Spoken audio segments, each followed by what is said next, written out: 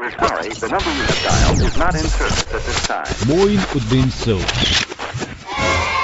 where ordinary life experiences paves the way for future generations.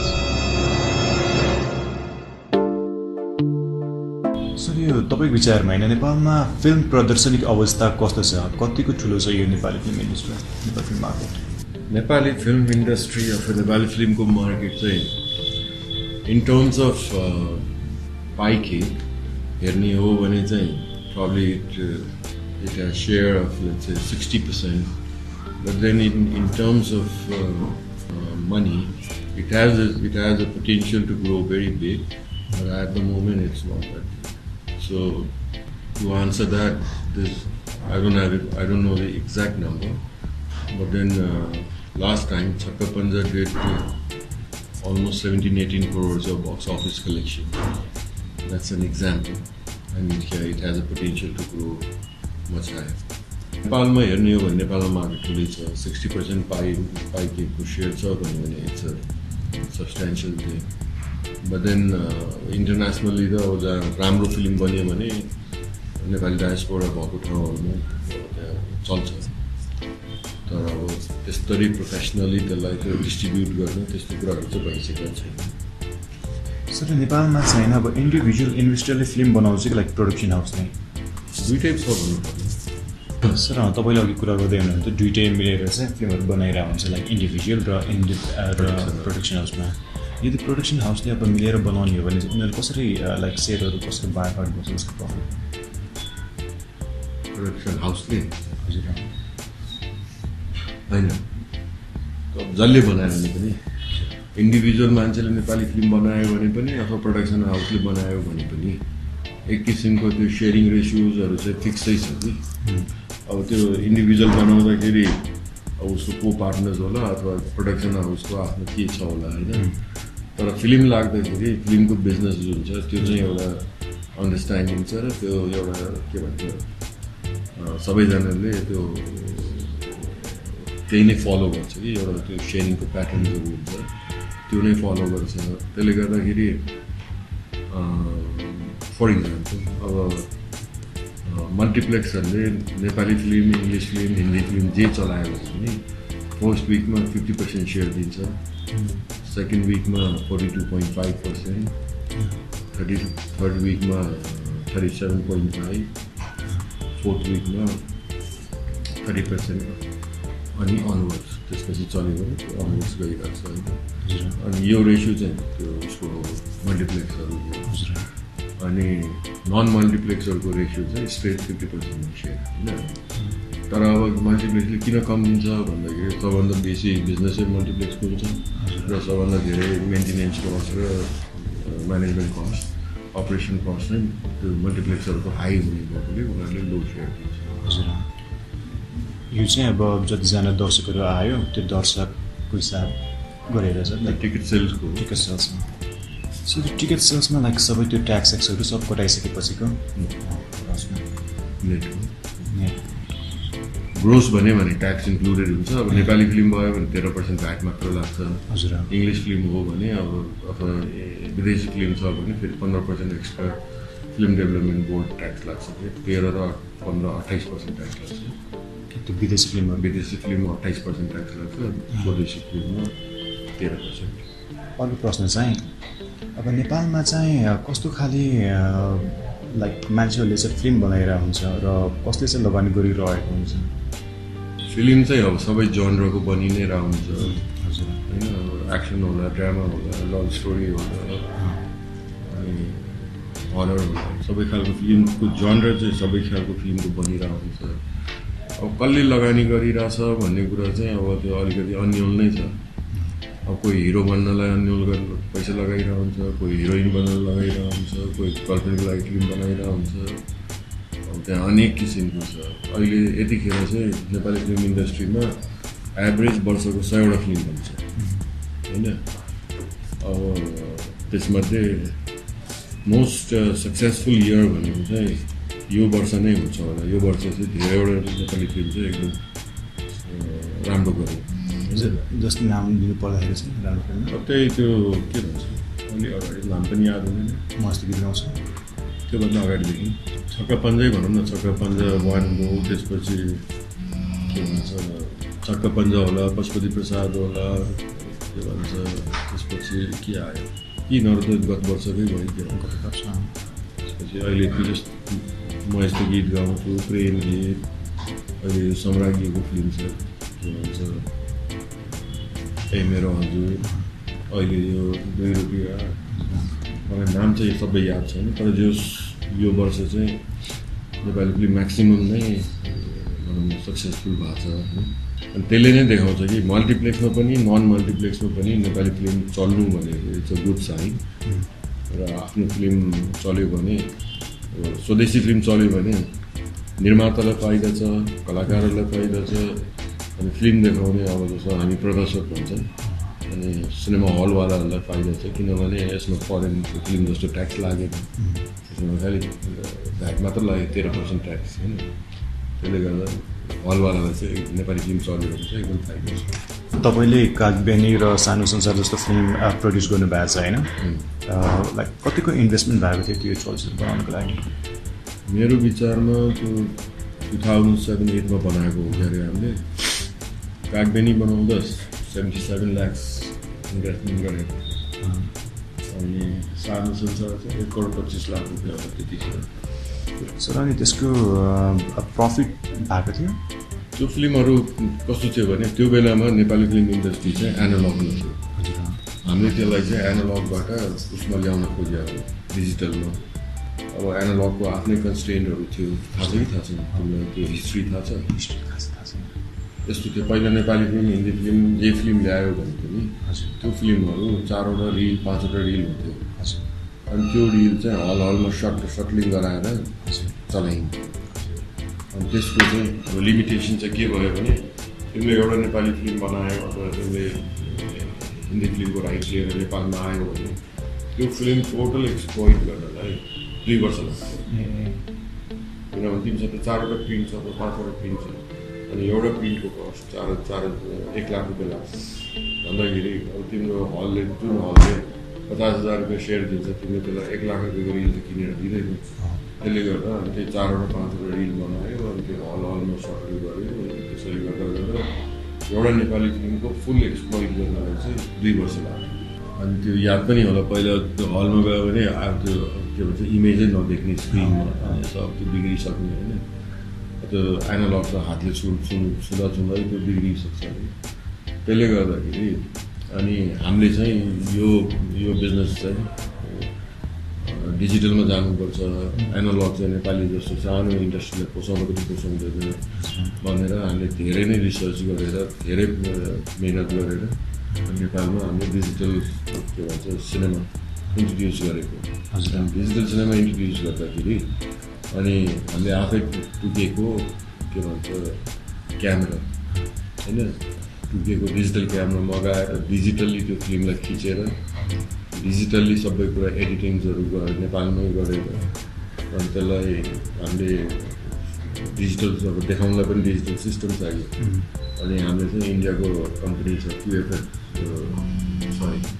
के अरे UFO movies भन्ने company छ त्यो कम्पनीको नेपालको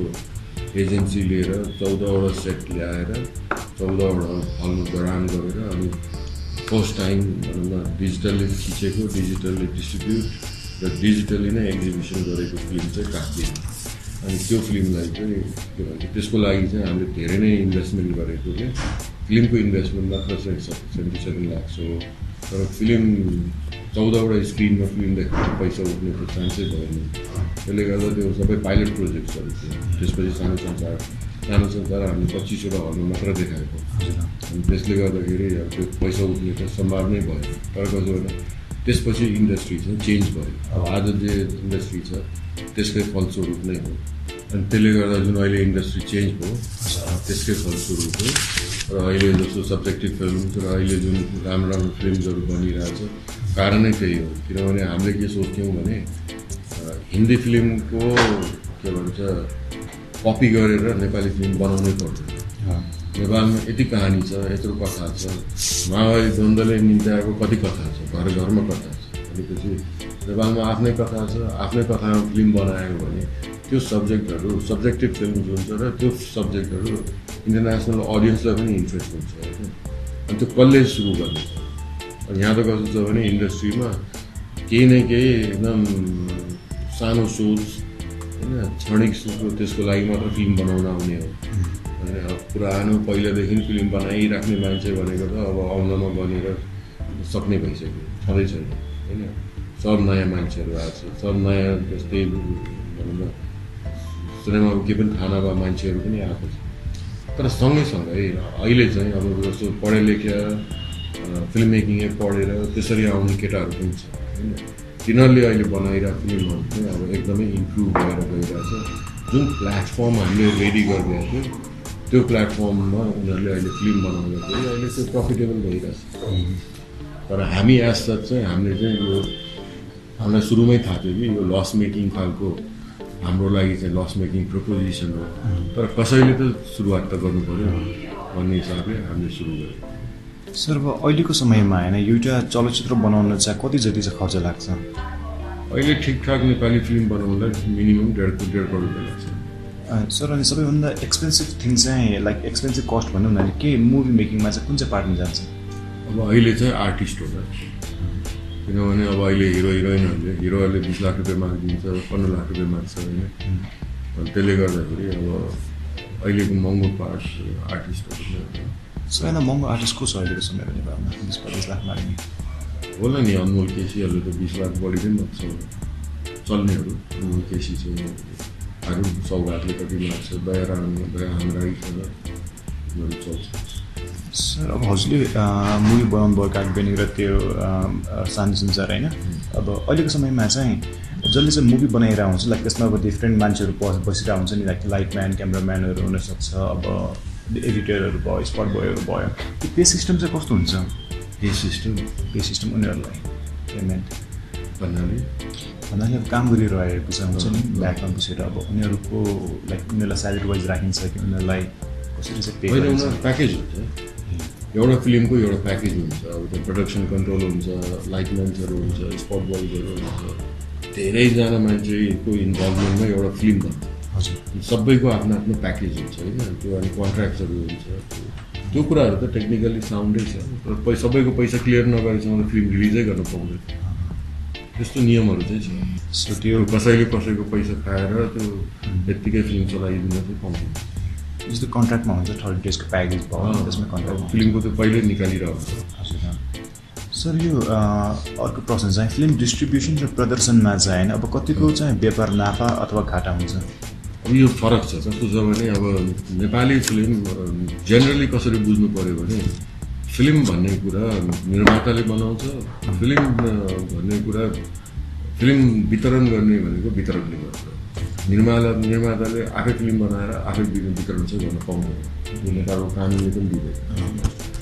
तर अब निर्माता आफै छ र उसको आफ्नै वितरण कम्पनी पनि छ भने उसले पाइहाल्यो होइन भने उसले वितरक चाहिँ लिनु पऱ्यो अनि त्यो वितरकले अब उसँग निर्मातासँग के टर्म्समा फिल्म ल्याएको फिल्म आउटराइट किनिदिया पनि हुनसक्छ एमजीमा लिएको हुनसक्छ एडभान्स पेमेन्ट गरेर लिएको हुनसक्छ होइन त्यसको डिलिङ्सहरू त उनीहरूको बिचमा के खालको डिलिङ छ डिलिङ चाहिँ धेरै किसिमको हुनसक्छ जे डिलिङ भयो भने पनि त्यसको डकुमेन्टेड हुन्छ अग्रिमेन्ट त गर्नै पर्छ होइन अनि त्यो अग्रिमेन्ट गरिसकेपछि त्यो वितरकले अनि कुन डेटमा फिल्म रिलिज गर्ने हो त्यही अनुसारको उसले अनि के भन्छ सिनेमा हल्सहरूको डेटहरू बुक गर्छ होइन सबै सिनेमा हलहरूलाई र मेरो फिल्म यति गर्दै आउँदैछ मलाई मेरो डेट चाहियो भनेर त्यसरी उसले डेट बुक गर्छ र सिनेमा हलसँग अग्रिमेन्ट गर्छ भनौँ न 2-3 महिना अगाडि फिल्म रिलिज हुनुभन्दा 2-3 महिना अगाडिदेखि उसले अनि आफ्नो सबै प्रचार प्रसारको सबै व्यवस्था मिलाउँछ होइन अब कहाँ जाने एफएममा जाने हो कि टिभीमा जाने हो कि प्रिन्ट मिडियामा जाने हो कि सिनेमा हल्सहरूमा ट्रेलर देखाउने हो कि कहाँ जाने उसको आफ्नो एउटा मार्केटिङको प्लान हुन्छ अनि त्यो प्लान अनुसार उसले बजेट पनि गरेको छ हाम्रो मार्केटिङको बजेट कति त एउटा फिल्ममा घटीमा नेपालमा 25-30 लाख रुपियाँको बजेट जस्तो हुन्छ प्रमोसनल बजेट होइन त्यही प्रमोसनल बजेट खर्च गरेर अनि फिल्मलाई धेरैवटा ठाउँमा बाटर गरेर हुन्छ कतै के गरेर हुन्छ अब राम्रो फिल्म मेकर छ भने त उसलाई त उल्टो अरूहरूले नै हात जोडेर जान्छ ल आउँदैन हामी गरिदिन्छौँ भनेर अनेक किसिमको खेल हुनसक्छ अनेक किसिमको अब त्यो हुनसक्छ व्यापारिक समीकरण हुनसक्छ अनि नेपाली र विदेशी फिल्मको व्यापार कस्तो छ रिलेटिभली अर्निङ चाहिँ कसको चाहिँ बढी छ खै रिसेन्ट टाइममा हेर्ने हो भने त अब त नेपाली फिल्मले नै खाइदिन्छ होला अब जस्तो लेटली एउटै हिन्दी फिल्म तिम्रो हिट भएको छ हजुर अस्ति तिम्रो सलमान खानको फिल्म ट्युबलाइट पनि फ्लप भयो त्यसपछि शाहरुखको त्यो ह्यारीमेट सेजल भन्ने फिल्म पनि फ्लप भयो त्यसपछि आएको लगातार फिल्म त्यो अक्षय कुमारको एउटा फिल्म त्यो टोयलेट बन्ने बाहेक त अरू सबै फिल्म फ्लपै छ होइन त्यसले गर्दाखेरि बरु अब नेपाली फिल्महरू जुन अहिले आइरहेको सबै फिल्म हिट छ त्यसले गर्दा उल्टो भइरहेछ कि मेरो विचारमा चाहिँ यतिखेर चाहिँ नेपाली फिल्म चाहिँ एकदमै राम्रो अब विदेशी फिल्म भनेको यतिखेर हिन्दी फिल्मको व्यापार चाहिँ राम्रो छैन किनभने अहिले भर्खरै सिमरन भन्ने फिल्म आएको थियो अब कङ्गना रनौतको फिल्म एक्सपेक्टेसन थियो क्विन जस्तो फिल्म होला कि भनेर त्यो पनि खासै मिक्स रिभ्यू छ खासै त्यस्तो त्यो छैन के भन्छ एक्साइटिङ छैन तर एट द सेम टाइम अब अहिले 2 रुपियाँ भन्ने हाम्रै भाइहरूले बनाएको फिल्म छ आसिफ नासिरले त्यो फिल्म छ अहिले सुपर हिट छ त्यो फिल्मले चाहिँ कति व्यापार गर्यो त्यस्तो केही मलाई चाहिँ त्यसरी एक्ज्याक्टली थाहा हुँदैन हाम्रो क्युएफएक्समा काठमाडौँमा 1 करोड जस्तो गऱ्यो भने सर अर्को मेरो प्रश्न चाहिँ विदेशी फिल्मको रोयल्टी चाहिँ कसरी दिइन्छ कति प्रतिशत जति चाहिँ दिइन्छ भन्ने कुराहरू विदेशी फिल्मको अब फेरि त्यसमा पनि अब हिन्दी र फेरि इङ्ग्लिस फिल्म आउँछ विदेशी भनेर हजुर मेनली आउने फिल्म त्यही नै हो हिन्दी फिल्महरू सबै एमजीमा हुन्छ एमजी भन्नाले मिनिमम ग्यारेन्टी हुन्छ जस्तो सलमान शाहरुखको फिल्म छ भने मिनिमम 1 करोड रुपियाँको एमजीमा आउँछ यो 1 करोड भनेको आइसीमा हुन्छ फिल्मको सबै पैसाको हिसाब चाहिँ सब आइसीमै हुन्छ त्यसले गर्दाखेरि एनिवेज आयो भने सबै फिल्महरू एमजीमा आउँछ एमजी भनेको चाहिँ के हो भन्दाखेरि फर इक्जाम्पल 1 करोड रुपियाँ आइसी एमजी छ भने 1 करोड 60 लाख रुपियाँ होइन अनि 1 करोड 60 लाख रुपियाँ उठाउनलाई अनि मल्टिप्लाई बाई 3 गर्नु किन भन्दाखेरि त्यो भनेको 4 करोड 80 लाख 16,340 किन भन्दाखेरि 28% भनेको त ट्याक्सै गइहाल्यो ट्याक्स 1 क्वार्टर 3 क्वार्टर्स हो अनि 1 क्वार्टर ट्याक्समा जान्छ 1 क्वार्टर डिस्ट्रिब्युट हलले लिन्छ 1 क्वार्टर चाहिँ के उसलाई आउँछ फिल्म डिस्ट्रिब्युटर अनि उसले 4 करोड 80 लाखको बिजनेस गर्यो भने बल्ल 1 करोड 60 लाख रुपियाँ उसको हातमा आयो त्यो ब्रेक इभन गर्नु अनि ब्रेक इभन गरुन्जेलसम्म चाहिँ त्योभन्दा कम गऱ्यो घाटा लाग्यो भने चाहिँ जसले फिल्म ल्यायो डिस्ट्रिब्युटर उसैलाई घाटा हो बुझ्यो फर इक्जाम्पल मैले लिएर आएँ 1 करोडमा फिल्म अनि मैले 4 करोड 80 लाखको बिजनेस गर्नु पऱ्यो ब्रेक इभन गर्नलाई अनि 4 करोड 80 लाखको बिजनेस भएन त्योभन्दा कमको बिजनेस भयो भने मेरो घाटा हो तर मैले त्यो 4 करोड 80 भन्दा बढीको बिजनेस गऱ्यो भने फेरि त्यहाँ एग्रिमेन्टमा उसले तिनीहरूले दिएको हुन्छ कि त्यो सेयरिङ रेसियो हुन्छ 50-50 हुनसक्छ त्यो ओभरफ्लो भन्छ त्यसपछिको पैसा अनि त्यो चाहिँ 50-50 हुनसक्छ 60-40 हुनसक्छ 70-30 हुनसक्छ 80-20 हुनसक्छ 85-15 हुनसक्छ जे पनि हुनसक्छ त्यो एज पर दि एग्रिमेन्ट हो त्यसले गर्दाखेरि बुझ्यो कि बुझेन बुझ्यो त्यो भनेको एमजी होइन एमजीसम्म चाहिँ घाटै लाग्यो भने पनि मेरो हो तर एमजीभन्दा माथि पैसा आउन थाल्यो भने चाहिँ मैले फेरि त्यो प्रोडक्सन हाउससँग मैले त्यो पैसा चाहिँ सेयर गर्नुपर्छ होइन सेयरिङको रेसियो चाहिँ फरक हुनसक्छ त्यो चाहिँ उसको अब इङ्ग्लिस फिल्म पनि कस्तो छ भने इन्डियाबाट आउने इङ्ग्लिस फिल्महरू भनेको फेरि अब सेम टर्म्समा हुन्छ र जस्तो अहिले हाम्रो चाहिँ यो सिनेमा डिस्ट्रिब्युसन कम्पनी छ एप्पल एन्टरटेनमेन्ट अनि एप्पल एन्टरटेनमेन्टलाई सोनीले फक्सले युनिभर्सलले नेपालको एजेन्ट बनाएको छ अनि हामीसँग चाहिँ उनीहरूको 2 वर्षको आउने 2 वर्षको रिलिजको हामीसँग क्यालेन्डर हुन्छ 1.5 वर्ष 2 वर्ष अनि हामीले त्यसबाट फिल्म चुज गरेर नेपाल मार्केटमा यो फिल्म चल्छ यो चल्दैन हेरेर अनि त्यो क्यालेन्डरबाट फिल्म चुज गरेर वेल इन एडभान्स त्यसको प्लानिङ्सहरू गरेर मार्केटिङ गरेर प्रमोसन्सहरू गरेर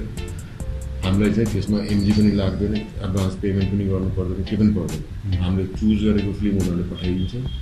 उनीहरूले हामीलाई प्रमोसनको मार्केटिङको बजेट दिएको हुन्छ अनि त्यो हामीले प्रमोसन गर्छौँ मार्केटिङ्सहरू गर्छौँ त्यसपछि फिल्म जब रिलिज हुन्छ जति बिजनेस गरे पनि गुड ब्याड अग्ली जस्तो बिजनेस गरे पनि हामीलाई चाहिँ खालि 10% सेयरमा पाउँछ कमिसन होइन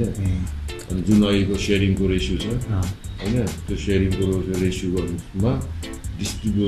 डिस्ट्रिब्युटरको भागको जुन पैसा छ त्यो अनि त्यो पैसामा खालि 10% हामीलाई आउँछ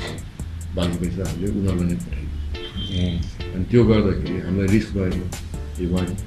टु कुनै फिल्म एकदम धेरै चल्छ कुनै फिल्म चल्दैन तर एज एन एक्जिक्युटर तिमीलाई त फिल्म त चाहियो एभ्री विक अब त्यो धेरै आउँछ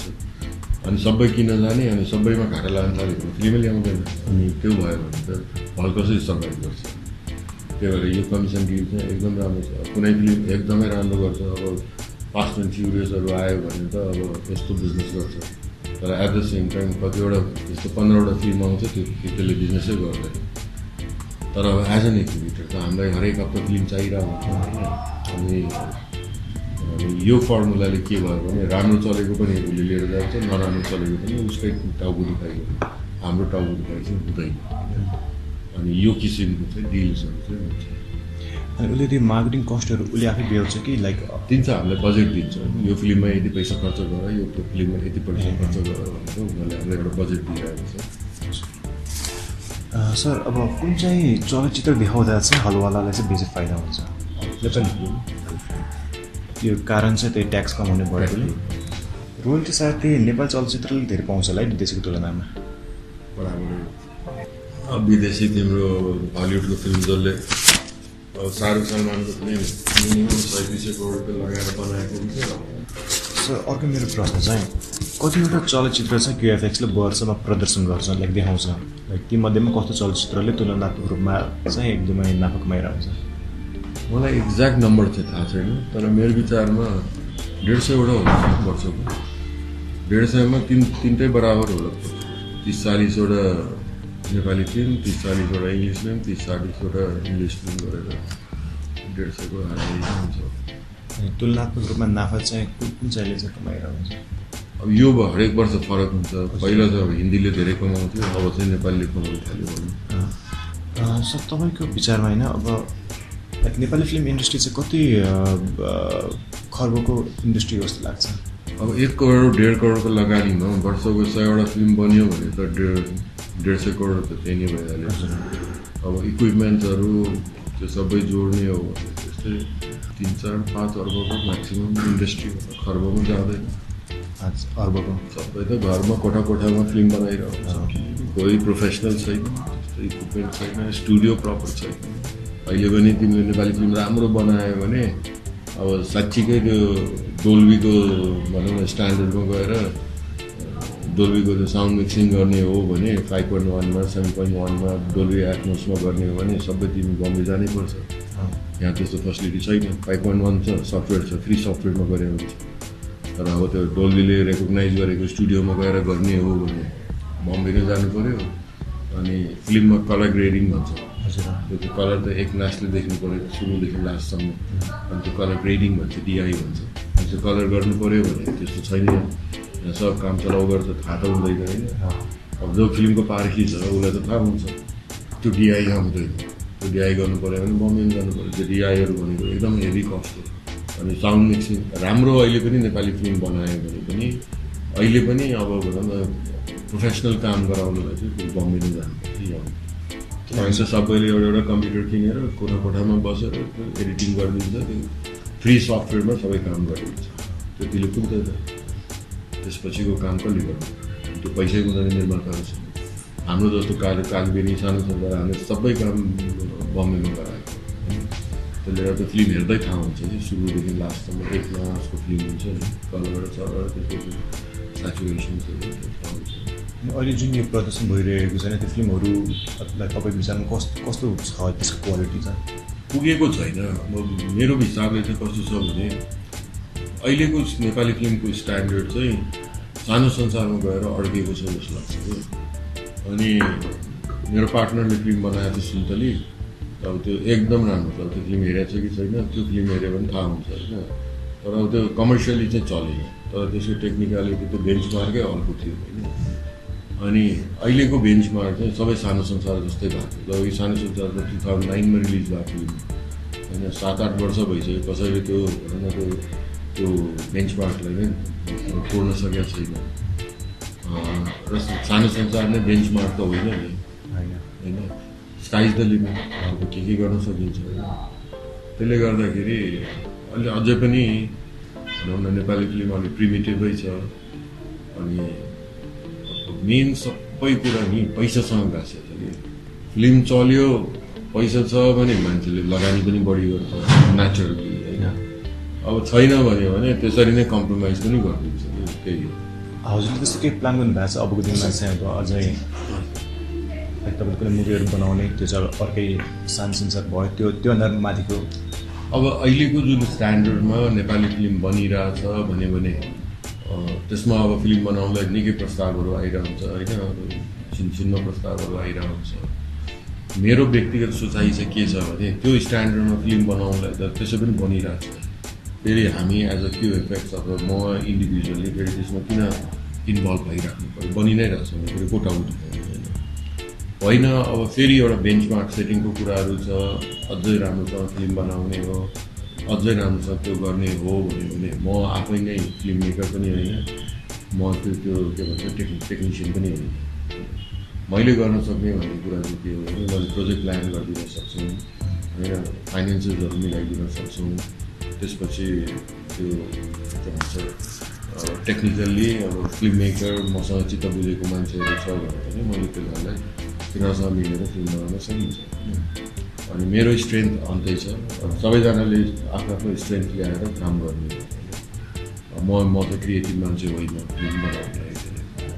त्यसले गर्दाखेरि अहिले रिसेन्टली चाहिँ मैले एकजना हलिउड बेस्ड फिल्म डिरेक्टरसँग फिल्म मेकरसँग के भन्छ पार्टनरसिपमा एउटा कम्पनी रेजिस्टर्ड चाहिँ गरेको छु, ट्राई सिटी पिक्चर्स भनेर। हामीले त्यसबाट एउटा फिल्म चाहिँ बनाउन रेडी गर्दैछु। होपफुल्ली अक्टोबरमा, 3rd week of अक्टोबरतिर अथवा 1st week of नोभेम्बरतिर हामी फिल्मको सुटिङ गर्छु होला। त्यसको 90% सुटिङ चाहिँ काठमाडौँमा छ, 10% जस्तो LA मा गर्छु होला। अनि कथा चाहिँ अलिकति इन्ट्रेस्टिङ छ। त्यो कथा चाहिँ कस्तो भने नेपाली मुस्लिम केटा US गएर रेडिकलाइज भइरहेको होइन, अनि इन द प्रोसेस अनि अब रेडिकलाइज भइसक्यो, क्राइम चाहिँ गरेको छैन। अनि अब क्राइम गर्न जानलाई अब सिरिया ट्राभल गर्नलाई नेपाल US बाट नेपाल आउँछ, नेपालबाट सिरिया ट्राभल गर्नुपर्ने हुन्छ। त्यो ओभरनाइट काठमाडौँमा बस्दाखेरि 24 आवर्समा उसँग जे घटना घट्छ त्यो घटनापछि उसले के रियलाइज गर्छ भने ह्युम्यानिटी इम्पोर्टेन्ट हो होइन, धर्म भनेर के भन्छ धर्मभन्दा ह्युम्यानिटी ठुलो हो भन्ने कुरा चाहिँ उसले रियलाइज गर्छ। किनभने उसको फादर चाहिँ मुस्लिम, आमा चाहिँ नन मुस्लिम कन्भर्ट हो, अनि तर आमाको सन्तानहरू त सब उसको नन मुस्लिम्स हो। अनि ऊ काठमाडौँमा 24 आवर्समा बस्दाखेरि उसको भनौँ न आमाको बुवालाई बाजेलाई केही अब जस्तै त्यो यहाँको सामाजिक तत्त्वहरूले मारिदिन्छ। त्यसको रिभेन्जमा उसले सबैलाई मारिदिन्छ। त्यसपछि उसले रियलाइज गर्छ कि एकजना नन मुस्लिम ग्रान्ड फादरलाई बचाउनको त्यो बदला लिनु उसले यतिजना मान्छे मारिदिन्छ भनेपछि त्यो धर्म ठुलो भएन, त्यो रिलेसनसिप ह्युम्यानिटी ठुलो भयो भने। अनि एउटा भनौँ न अहिलेको लागि त्यो मुस्लिम वर्ल्डमा भइरहेछ त्यो कुरालाई ब्यालेन्स गर्न पनि कथा चाहिँ छ। तर फिल्म चाहिँ इन्टरनेसनल मार्केटको लागि बनाउनु भएको फिल्म हो। अनि बजेट पनि ठुलै छ, 3 करोड रुपियाँको बजेट गरेको छ हामीले। त्यो 3 करोड अब आइसीमा हो कि नेपालीमा? तर अब के भन्छ त्यही फिल्म अब अरूले गएर बनाउन जाने हो, किनभने त्यसमा half of the artist US बाट आउँदैछ, इन्डियाबाट गुल्सन ग्रोभर छ, प्रब्लम मनिषा कोइराला हुन्छ होला, पूजा बात्रासँग कुरा भएको छ। त्यसले गर्दाखेरि एउटा पाकिस्तानी एक्टर छ हमिद भन्ने छ, त्यसरी सबैजनाको त्यो कास्ट मिलाएको छ। अनि प्राइमरी ल्याङ्ग्वेज चाहिँ इङ्ग्लिसमै हुने भएकोले त्यो मुभीले इन्टरनेसनल मार्केट पनि पाउँछ होला भनेर त्यसरी प्रडक्सन डिजाइन गर्छ। सो अब त्यो मेरो त्यो पार्टनर साथी त्यो पेमा ऊ फिल्म मेकरै भएकोले उसले आफ्नो त्यहाँबाट लिएर आउने DOP DOP भनेको cinematographer, director photographer, DOP, action director, स्टन्टम्यान्सहरू, मेन लिड एक्टर सब उतैबाट लिएर आउने भएकोले र ऊ आफै फिल्म मेकर भएकोले उसलाई सस्तो पर्छ। तर अब अरू जस्तो मान्छेले गएर फिल्म बनाउने हो भने यो फिल्म 10 करोड रुपियाँ त तान्नु पनि पर्दैन होइन। सोले चाहिँ अब अर्कै लेभलको यो चाहिँ एक्सन फिल्म हो, एक्सन थ्रिलर हो। त्यसपछि अरूहरू पनि कथाहरू बनाएर हामी रेडी चाहिँ बनाएको छ बिस्तारै एउटा प्रडक्सन हाउस यो स्टुडियोको कन्सेप्टमा। अनि वर्षको 3-4वटा राम्रो फिल्महरू बनाउने योजना चाहिँ छ। तर अब अचिभ गर्न चाहिँ गाह्रो छ। एउटाबाट सुरुवात चाहिँ गरौँ भन्ने हिसाबले त्यो सुरुवात चाहिँ हुँदैछ। सर अनि अर्को एउटा प्रश्न चाहिँ चलचित्रले यति कमायो भनेर चाहिँ अब हामीले सुन्ने गर्छौँ होइन, तर यसलाई मापन चाहिँ कसरी गर्ने हो? थाहा छैन कसरी गर्ने। जस्तो अब बजारमा हल्ला हुन्छ कि सक्कपन्जाले 17 करोडको व्यापार गर्यो भने 17 करोडमा 13% भ्याट निकाल्नु पऱ्यो अनि बाँकी पैसालाई एटलिस्ट 50-50 नभए 40-60 डिभाइड गऱ्यो भने हिसाब हुन्छ। सर यो बक्स अफिस सिस्टम अहिले नेपालमा लागु भइसकेको छैन। बक्स अफिस भन्ने सिस्टमै हुँदैन। त्यो खालि यो नेपाली इन्डस्ट्रीमा नबुझ्ने मान्छेहरूले एउटा हावा फैलाइदियो हो। बक्स अफिस भनेको त टिकट बेच्ने ठाउँ हो बक्स अफिस। तर कस्तो भने टिकेटिङ चाहिँ सबै उसमा सिनेमा हलमा भयो भने अनि त्यो टिकेटिङले चाहिँ इन्स्ट्यान्ट हिसाबहरू सो पछिकै हिसाबहरू निस्किन्छ। अनि त्यो सबै डेटा कलेक्सन गऱ्यो भने त्यसपछि अनि थाहा हुन्छ कि टोटल बक्स अफिस कलेक्सन कति भयो भन्ने कुरो थाहा हुन्छ होइन। अब उनीहरूले चाहिँ अहिले गभर्मेन्टले यो फिल्म डेभलपमेन्ट बोर्ड एक थरीका यो प्रोएक्टिभ नेपाली फिल्मको मान्छेहरू बुझ्नु सुझ्नु छैन। उनीहरू चाहिँ अब आफै सफ्टवेयर बनाइदिन्थ्यो अनि सबै हलमा त्यही सफ्टवेयर राखिदियो अनि त्यो सेन्ट्रलाइज सर्भर राखौँला अनि त्यही नै बक्स अफिस हो, सबैको पुरा इन्फर्मेसन थाहा हुन्छ। अब त्यो कसरी लागु हुन्छ हेर्नै बाँकी छ। त्यस्तो सजिलो छैन। भएको सफ्टवेयर त चलाउन गाह्रो छ, तिनीहरूले नयाँ बनाएर चलाउने भनेको त पहिलेको कुरा। तर नेभरदिलेस इलेक्ट्रोनिक टिकेटिङ चाहिँ अहिलेको समयमा सबभन्दा आवश्यक छ। त्यो भयो भने इन्स्ट्यान्ट सिनेमाको रिपोर्टिङ्सहरू हुन थाल्छ। त्यो नै सबैको हिसाब जोड्यो भने त्यसले नै बक्स अफिस कलेक्सन भन्ने शब्द हो। यो त त्यसो खालि मल्टिप्लेक्सहरू मात्र हुन्छ होला है, अरू नन होइन। अब मल्टिप्लेक्स भनेको अहिले बन्ने नयाँ हलहरू सबैले त्यो सिस्टममा बस्नै पर्छ, किनभने नभए त त्यो चलाउनै सकिँदैन होइन। नभए त एकदमै गाह्रो हुन्छ। त्यसले गर्दा सबैजनालाई चाहिँ यो टिकेटिङ चाहिँ चाहिन्छ। पुरानोहरू कतिजना छ जसले त्यो सिस्टम्सहरू निर्माण गरेको छैन। अब तिनीहरूलाई पनि गभर्मेन्टले एउटा टाइम दिएर जडान्छ गर्नलाई पनि छ। मेन चाहिँ इन्टेन्सनको कुरा हो होइन। अब इन्टेन्सन राम्रो छ भने उसले राम्रै फेयर हिसाब दिन्छ होला। अब इन्टेन्सनै राम्रो छैन भने त जे गर्दै पनि भयो, नेटवर्कको तारै झिक्दिए पनि भयो, जे गरे पनि भयो। त्यसमा त इन्टेन्सन ठिक छैन भने कसरी? सर लास्ट मेरो प्रश्न, वर्षमा कतिवटा फिल्म जति चाहिँ नेपाली फिल्महरूले अघि नै भन्नुभयो होइन 100 कति चान्स रिलिज हुन्छ, त्यो मध्येमा चाहिँ हिट चाहिँ कतिवटा हुने हो? पहिला चाहिँ कमै हुन्थ्यो होला। यो वर्ष चाहिँ 15-20वटै होला। त्यो त बलिउडमा पनि हेर्ने हो भने वर्षमा 8-10वटा भन्दा बढी फिल्म चाहिँ एकदम अप्ठ्यारो सब्जेक्ट छ कि यही कथामा यही फिल्म बनाएर यो फिल्म चाहिँ हिट हुन्छ भन्ने नै छ। No set formula. सबै फिल्मले प्रफिट कमाउँछ भन्ने पनि छैन। चान्स। कति फिल्म त रिलिजै हुन्छ बक्स भएर बसिरहेको छ। हामीले बनाएको फिल्म पनि छ हामीले रिलिजै गरेर। अब राम्रो फिल्म बनेन हामीले रिलिजै गरेर बन्द गरेको छ। त्यसको धेरै निर्माताहरू त लसमै जान्छ होला। प्रायः जस्तो निर्माताहरू लसमै छ। नबुझेर अब वर्षको 25-30-35वटा फिल्म 30वटा जस्तो नेपाली राम्रो फिल्म भयो भने नेपाल मार्केटलाई पुग्छ। अब 160-170वटा त नेपालमा हल छ। कहाँ देखाउनु फिल्म? हल पनि त चाहियो। 100वटा फिल्म भन्छ 160वटा हल छ भने कहाँ देखाउनु फिल्म? यहीँमै देखाउनु पाउँछ। त्यसले गर्दा बरु मैले चाहिँ इन्डस्ट्रीमा सबलाई सुझाव पनि दिइरहेको हुन्छु। सबैलाई फिल्म बनाउने इन्ट्रेस्ट छ भने मिल ग्रुप गरेर बनाऊ। ग्रुप गरेर 3-4टा फिल्म बनाउनु सक्छ। एउटा फिल्म बनाऊ, सबैजना मिलेर राम्रो फिल्म बनाऊ। अनि त्यो राम्रो फिल्ममा बरु भविष्य छ। होइन भने जे पाए त्यही ठोकठाक फिल्म बनाएर त्यसमा त भविष्य नै छैन। सो यही नै हो, अरू हाउसलाई के थप्नु छ, के भन्नु छ लाइक इकोनोमिक पार्ट? अब त्यो नेपाली फिल्म चाहिँ अब ग्रोइङ फेजमा छ होइन। यतिखेर चाहिँ अब नेपाली फिल्मलाई अलिकति राम्रोसँग बुद्धि पुर्याएर बनाउने हो भने नाफा पनि हुन्छ। तर अब पैसा कमाउने नाममा चाहिँ अब जे पाए त्यही ठोकठाक फिल्महरू चाहिँ बनाइदिनु भएन। त्यसले गर्दा बनिसकेको मार्केट फिल्मको लागि पनि एउटा मार्केट छ, त्यो मार्केट पनि बिग्रिने सम्भावना हुन्छ। त्यसले गर्दा जे पाए त्यो फिल्महरू चाहिँ बनाउनु भएन। सरी बुद्धि पुर्याउने पार्ट भन्नुभयो, बुद्धि पुर्याउने पार्ट इन द सेन्स? बुद्धि पुर्याउने इन द सेन्स अब अलिकति मार्केट रिसर्च गर्नु पऱ्यो होइन। फिल्महरू बनाउँदाखेरि अब कस्तो खालको फिल्म चलिरहेछ, धेरै जसो मान्छेहरू फर्स्ट टाइमर हुन्छ, they are taken for ride होइन। कसले घुमाइरहेको हुन्छ, कसले घुमाइरहेको हुन्छ, त्यस्तो यस्तो हुन्छ है। अलिकति बुझेर बुद्धि पुर्याएर मान्छेहरू भेटेर, चलचित्र विकास बोर्ड छ, नेपाल चलचित्र सङ्घ छ, निर्माता सङ्घ छ, त्यतातिर गयो अनि मान्छेहरूसँग भेट्यो, कुरा गऱ्यो फिल्मको के छ अनि बल्ल लगानी गरे हुन्छ।